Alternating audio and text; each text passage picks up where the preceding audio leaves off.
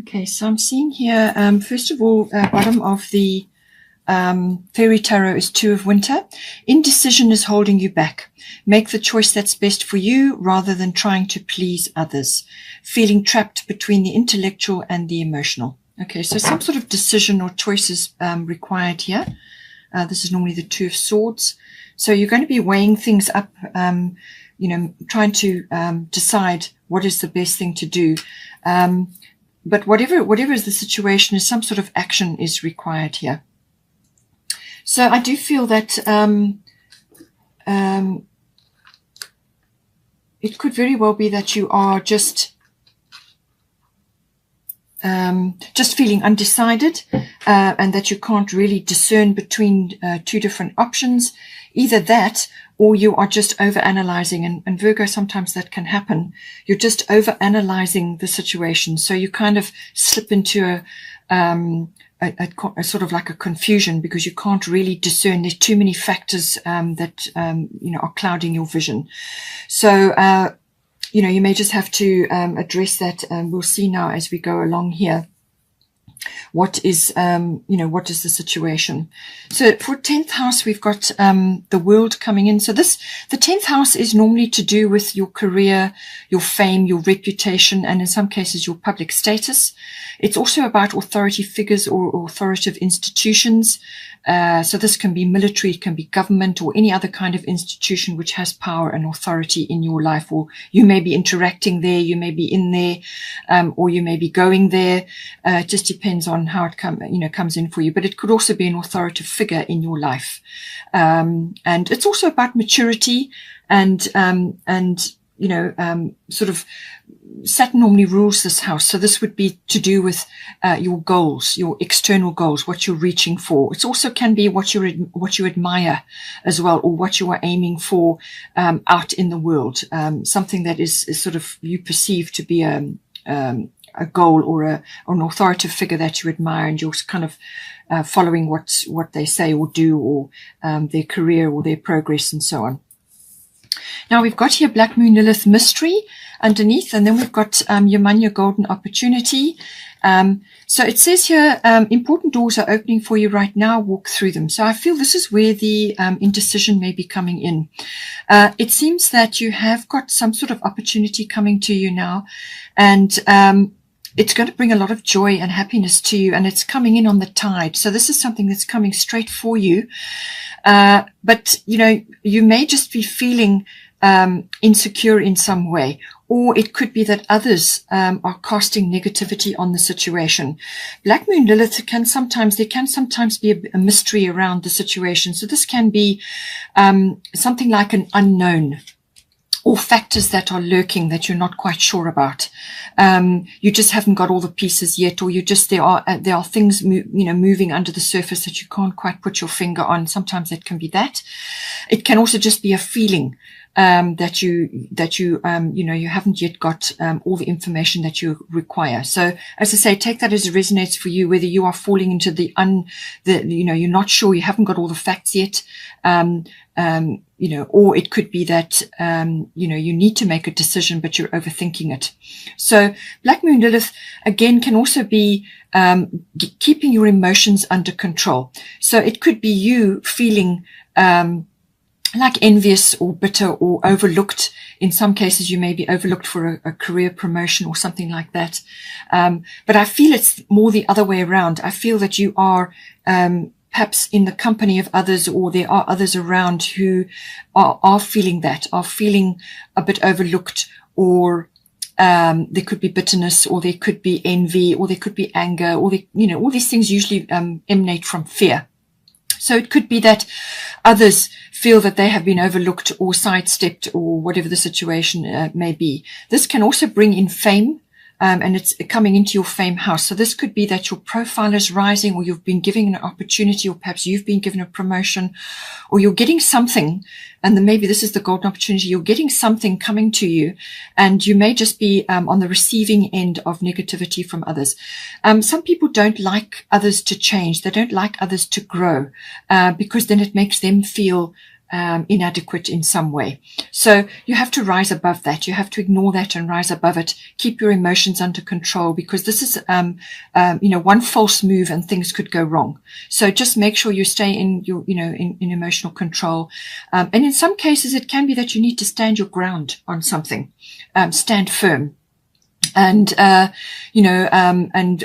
absolutely be very clear that there's a boundary there, and that's it. Or it may be that you need to stand up for something in order to secure something better. So see how it resonates for you. In some cases, there can be issues like secrets going on with this, things behind the scenes, as I said. But I do feel that it's about maintaining control in perhaps an emotive situation, and not allowing others negativity to deter you or distract you from this opportunity.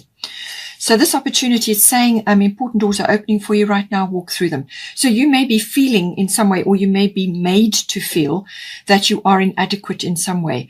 But this is saying to you that you have all the skills necessary. You have all the wisdom, all the skills, all the experience to take up this opportunity and not to be afraid of it. All right. Take it, grasp it with both hands, take the leap, dive in and take the opportunity. Because it's tailor-made for you. It's coming straight for you. You're ready and you're ready for this opportunity, and you're in the right place at the right time, and you need to take it. It's saying, but if for some reason you should hesitate or procrastinate, the opportunity will go to somebody else basically, and then you will need to wait for the next one to come in. And this is always within divine timing. So don't let this opportunity pass you by, because it's going to bring you a lot of happiness, and it's some wonderful opportunity coming in for you. So as I said, there's action required here. Now we do also have here the 5th house. So this is the house of creativity. Everybody is creative. We are all born creative. Not all of us are artistic. Some people have both abilities. But this is about your brand, your stamp, your flair, your individuality, your originality. It's that aspect of yourself. And this can be manifested in lots of ways. It can be with the work that you're doing, or a hobby that you're interested in. Or it could be the way you dress, or the way you conduct yourself, or you may just be a really wonderful people person and you're very creative with your hosting events, or whatever the situation may be. Okay, it's about creativity. It is also about children.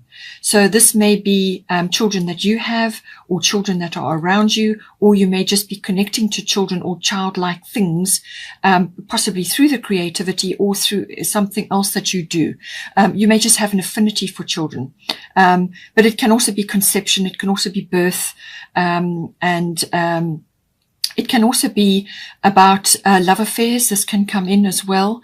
And it is also very much about all sorts of recreational activities which are pleasurable and enjoyable for you. So any recreational activities, whatever it may be, whether it's sports or handcrafts or visiting art galleries, whatever recreational activity is enjoyable for you, it falls in under this. There's also a risk factor that comes in with this house. So this can be to do with a profession like stock market or something like that, but it can also be just something that you're weighing up has a slight risk attached to it, or something, that you're doing that's out of your comfort zone.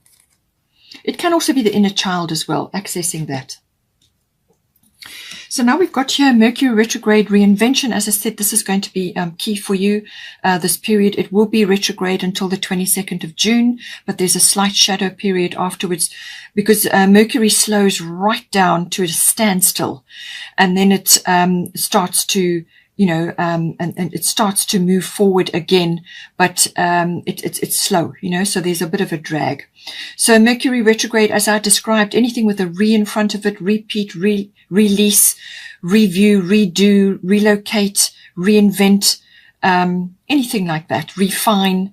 It's back to the drawing board. There's something in this area which is requiring another look. So back to the drawing board, go over it again, check everything, check all the I's are dotted and the T's are crossed. But it can just be a period of introspection where you are going over things and you're looking at things very carefully. And it's a way of accessing your own inner wisdom and your own inner knowing, because it gives you the opportunity to do that. It slows close things down. But as I said, communications can go awry, so be careful with that. Contracts and documents, be aware that, if you do sign something, just triple check it and do the best you can to make sure it's very clear. There's no assumptions, nothing being overlooked, no mistakes or anything like that, because it can come back around where you need to repeat it, or do something again. And in some cases, it can also be like, don't make a big purchase during this time, because quite often you'll have to take it back or it doesn't work or something like that. Or a person or a situation can pop back into your life. Sometimes it can deliver very valuable information. It could be an insight, or you could just get like a closure on something. If something gets settled, any one of these aspects could come in for you. Now we've got here a nematona sacred space, create an altar, or visit a power place to connect with the divine. So this is about, as I said, with this introspective energy, this is about creating a space in your home or your workplace or wherever, or both, which you can make like an altar. Now, nobody needs to know that that is what you're doing, but you can place certain items there. You can feng shui the situation. You can place certain items, get rid of clutter and broken things and things that don't work. Make a space where you can put candles, you can put mementos, you can put things that are valuable and important to you. It could even be pictures of your loved ones, things that symbolize abundance, or wisdom or knowledge or whatever it may be.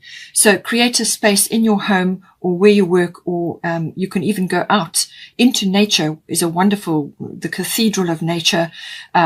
Spend time in nature, communing with the divine and with Mother Nature. It can also be visiting a power place like a church or an historic monument or somewhere, some part. It could even be a part in nature, a place in nature which is very old and has significance. In some cases, it can be a church. There could be something going in there. It could be a christening that you're attending or something like that. There's various ways that this can come in, but it's about creating a sacred space, which is, even if it's just a place where you have a chair and a table that you can just sit, or any kind of quiet space where you can meditate and just enjoy, communing with your inner self, but then obviously also with nature, or, just to get your goals and your wants and your needs clear. It's also, you can also create this in nature or in your garden as well. You can have a lovely place where you're planting new things, and you're nurturing and so on. But it's also about sacred space clearing within yourself. So you can ask Archangel Michael to come in to clear your sacred space, to declutter and remove anything that shouldn't be there. And you can also cut cords to people and places and things which may be draining your energy. There's lots of ways that you can bring sacred space in. But if it's to do with your children, it could be that you and your children need to spend sacred time together. It could also be that any plans that you have, things that you're undertaking, keep it close to your chest. Work on it privately, and keep it to yourself initially, and then release it to the world later. But just keep it quiet and sacred for now. So take it as it resonates. But whatever, there's something in the fifth house that needs to be kept sacred and pure and nice. And as I said, it could be to do with your children. Maybe you and your children need to do something, or it's to do with your work or your some sort of activity, whatever it is. But it's about creating a sacred space for yourself, or just a quiet space. Okay, Virgo, I hope you enjoyed that. Please take care. Please don't forget to like and share, or like and subscribe. Have a wonderful month, and I will see you next time.